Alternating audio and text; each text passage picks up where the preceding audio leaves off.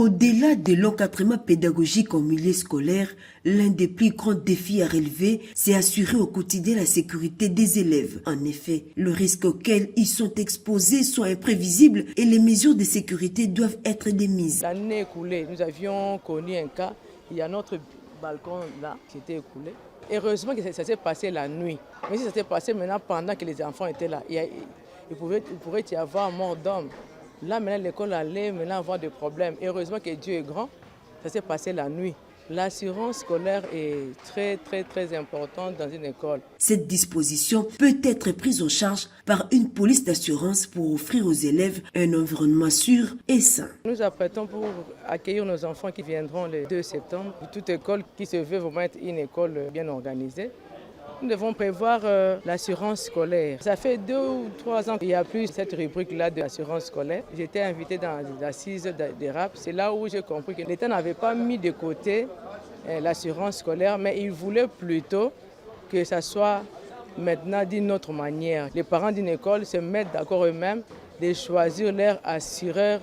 Mais pendant les assises, nous avions vu Sonas qui était passé pour présenter son produit, comment il va maintenant s'y prendre pour essayer un peu d'assurer les enfants de la RDC, faire un partenariat avec le ministère et à ce moment-là, intéresser les écoles pour que les écoles puissent le prendre comme leur assureur. Dans leur gamme de produits, les assureurs proposent pour cette catégorie une assurance scolaire. À la Société nationale d'assurance, SONAS, par exemple, on souligne la nécessité de souscrire à la police d'assurance. Le mécanisme d'assurance permet de sécuriser l'enfant contre ce risque-là. C'est ainsi que l'assurance scolaire vient couvrir les risques de dommages qui peuvent être entraînés par l'élève.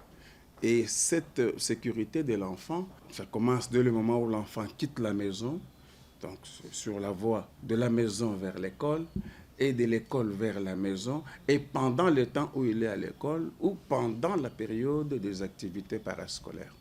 Lorsque l'enfant connaît un sinistre pendant ce temps-là, l'assureur intervient et ça aux frais de l'assureur. À côté de ça, il y a les enseignants, il y a les administratifs qui eux aussi peuvent être couverts par cette assurance et ça permet à ce que l'ensemble de l'activité scolaire soit sécurisé. Et pour rappel, nous sommes intervenus très efficacement à Kolwezi.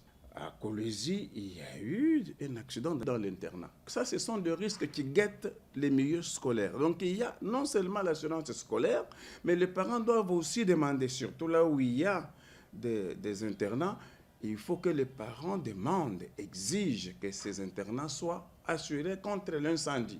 Ça sécurise aussi bien les parents, les enfants que les écoles elles-mêmes en termes de responsabilité. En cas d'un sinistre à l'école en aval, l'assureur s'investit pour honorer ses engagements vis-à-vis des souscripteurs. Par contre, un travail de sensibilisation est fait en amont pour prévenir des accidents. Pour faire comprendre aux parents qu'il y a nécessité de souscrire à cette assurance-là. Nous avons eu des séances très importantes avec les partenaires du système éducatif congolais. Nous savons que le gouvernement de la République fait des efforts déjà pour que la rentrée se tienne en toute sécurité. La SONAS accompagne le gouvernement en apportant aux parents les possibilités de sécuriser les enfants.